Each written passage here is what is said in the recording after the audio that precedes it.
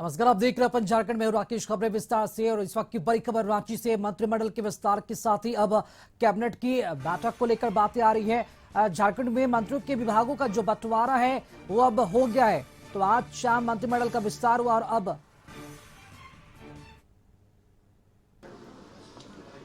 लेकिन उससे प्रभावित होने वाले लोगों के विषय को लेकर कोई स्पष्ट नीति सरकार के पास नहीं थी। जो विस्थापित हुए या जो विस्थापित होने वाले हैं उन लोगों के लिए। और आज हम लोगों ने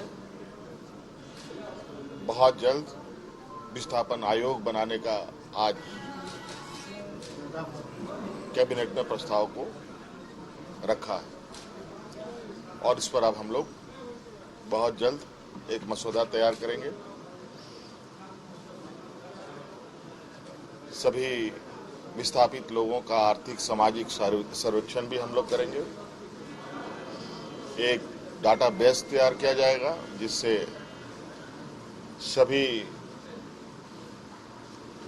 माइनिंग क्षेत्रों में उतार चढ़ाव को हम लोग समझ सकें और एक दस्तावेज हो इस राज्य में हो रहे माइनिंग गतिविधियों को लेकर, उसका प्रभाव को लेकर हमारे लोग क्या खोते हैं, क्या पाते हैं,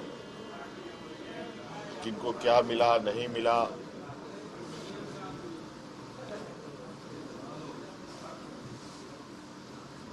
इसका प्रभाव क्या है, इसको लेकर हम लोग बहुत जल्द उसका एक मसौदा तैयार करेंगे। और जो यहाँ पर हमारे ग्रामीण क्षेत्र के लोग जिनको खेत खलिहान घर द्वार छोड़ना पड़ता है, उनको कैसे राहत पहुंचाई जाए, इसके लिए हम लोग सरकार एक नीति बनाएगी और इस नीति के साथ हम लोगों को जो लोग प्रभावित लोग हैं उन पर और उनके लिए हम लोग काम करेंगे। विरोध दादा, ये क्या ये टाइम बॉन्ड भी इसके लिए निर्धारित कर रहे हैं दादा, क्योंकि समय नहीं कि ये जो क्योंकि ये लंबे अरसे से इसकी मांग हो रही थी और आप इस पे गंभीरता से विचार कर रहे हैं, तो इसको लेकर क्या आगे कुछ है कि इतने दिनों में ये धरातल कर रहे हैं? ये सब अब हमने कहा है तो इसको धरातल पे उतारना भी हमारी जिम्मेवारी है। अब ये पहले ही हो जाना चाहिए था, लेकिन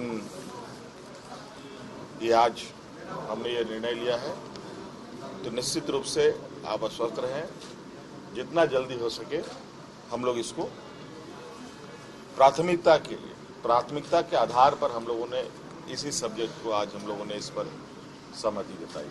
सहायक पुलिसकर्मी पिछले एक हफ्ते से ज्यादा प्रोटेस्ट कर रहे हैं। सहायक पुलिसकर्मी उनके लिए हम तो उनको यही संदेश देना चाहेंगे, आप लोग, आप कोई भी हो, धरना प्रदर्शन छोड़ें। सरकार बिल्कुल तैयार है आपसे बात करने के लिए, आपकी समस्याओं का समाधान करने के लिए। और ये तभी होगा जब लोग मिल बैठ के बात करेंगे, चर्चा करेंगे। तो इसके लिए धरना प्रदर्शन करने की जरूरत नहीं है। सरकार संवेदनशील सरकार है, इसके आंख कान नाक भी हैं, जो सुनती भी है, समझती भी है और समस्या का समाधान भी निकालती है। दादा, कई सारी योजनाएं सरकार पहले से चला रही है, उन योजनाओं को लेके लगातार आप फीडबैक भी लेते रहे। क्या अभी जो टाइम बचा हुआ विधानसभा चुनाव से पहले उसको लेकर कुछ कार्य योजना है? नहीं, इस विषय पर हम लोग, आप कल मंत्री सभी अपने अपने पदभार ग्रहण करेंगे। हमने भी आज कहा है इस विषय को कि जितने भी सरकार ने इस राज्य के लिए जनहित के कार्यों पर काम किया है, निर्णय लिए हैं, उन सब की समीक्षा अविलंब करें। नई नीति बनाने, नए चीज़ों पर आगे बढ़ने से पहले आप वर्तमान स्थिति का आकलन बेहतर तरीके से करें और मजबूती से उसको धरातल पर उतारें।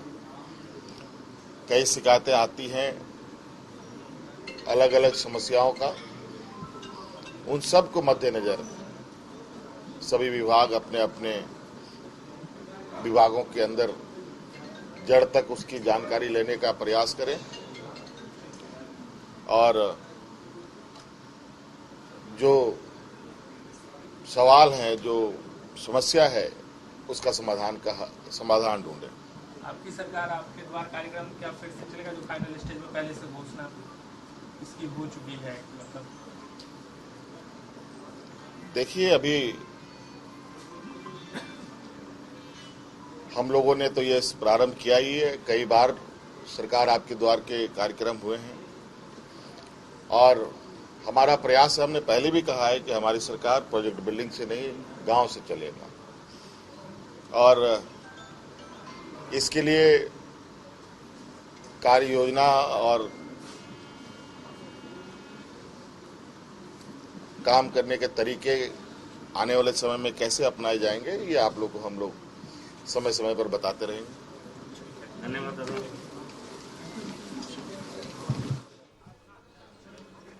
तो बड़ी खबर है, मंत्रिमंडल का विस्तार होने के साथ ही अब विभागों का बंटवारा भी हो गया। दीपक बिरुवा को अनुसूचित जनजाति और पिछड़ा विभाग की जिम्मेदारी दी गई है। झारखंड में मंत्रियों के विभागों का बंटवारा हो गया। इससे कुछ देर पहले मुख्यमंत्री हेमंत सोरेन को आप सुन रहे थे। उन्होंने मंत्रिमंडल में विस्तार के बाद, विभागों के बंटवारे के बाद वो पत्रकारों को संबोधित कर रहे थे और इसी के साथ साथ मंत्रिमंडल विस्तार के साथ ही अब विभागों का बंटवारा भी कर दिया गया है। मुख्यमंत्री के पास अगर पूर्व सीएम की बात की जाए, चंपई सोरेन को जल संसाधन विभाग और उच्च तकनीकी शिक्षा विभाग की जिम्मेदारी दी गई है। और इसी खबर पर अधिक जानकारी देने के लिए हमारे साथ सहयोगी संदीप हमारे साथ जुड़ चुके हैं। संदीप, विभागों का बंटवारा भी कर दिया गया है, किन किन बड़े जिम्मेदारी दी गई है तमाम मंत्रियों को, पर क्या लगता है कि विभागों के बंटवारा होने के बाद कैबिनेट की जो बैठक है उसके बारे में क्या कुछ जानकारी मिल पा रही है, वो कब हो सकती है?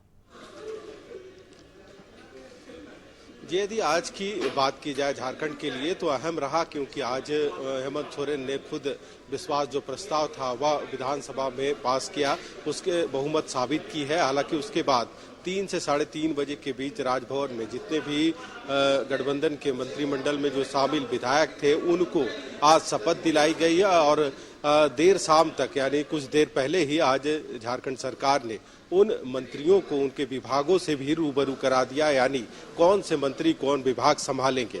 और इसमें यदि देखा जाए, पुराने जो भी मंत्री थे उनका विभाग लगभग वही रहा है और वे अपने विभाग को ही देखेंगे। जैसे यदि स्वास्थ्य मंत्री बन्ना गुप्ता की बात करें तो उनके जिम्मेदारी स्वास्थ्य विभाग की ही रही है। वहीं चंपई सोरेन को जो विभाग मिला है उसमें जो जल संसाधन विभाग एवं उच्च तकनीकी शिक्षा विभाग है वह चंपई सोरेन के मंत्रिमंडल में गया है। यानी मंत्रिमंडल जो चंपई सोरेन है वे जल संसाधन और उच्च तकनीकी शिक्षा विभाग की संभालेंगे।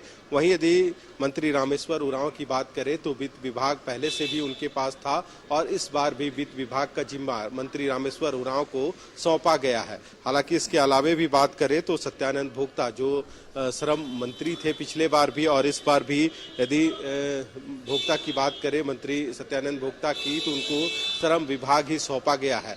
हालांकि यदि दीपिका पांडे जो इस बार मंत्रिमंडल में नए मंत्री के रूप में आई है, उनको जो बादल पत्रलेख का कृषि विभाग था उस विभाग को सौंपा गया है। वहीं यदि इरफान अंसारी की बात करें, इरफान अंसारी को भी इस बार जो ग्रामीण विकास विभाग था, जो पहले पूर्व मंत्री जो आलमगीर आलम के पास यह विभाग हुआ करता था, वह विभाग उनको सौंपा गया है। तो कह सकते हैं कि जो जिम्मेदारी है विभागों की, वो जिम्मेदारी मुख्यमंत्री ने आज अपने सभी मंत्रिमंडल के साथियों के बीच बांट दिया है और उन्होंने आज साफ तौर पे कहा है कि समय कम है और इस कम समय में कैसे अधिक काम राज्य के विकास के लिए किया जाए। और जो भी विभागों का आज बंटवारा हो गया है तो सभी मंत्री कल अपने पद ग्रहण करेंगे, जिसके बाद जो राज्य का विकास है उस कार्य में लगेंगे ताकि विकास की गति को एक बार फिर कह सकते हैं गति दिया जा सके विकास को। जी चलिए, बहुत शुक्रिया संदीप, खबर पर जानकारी देने के लिए आपका।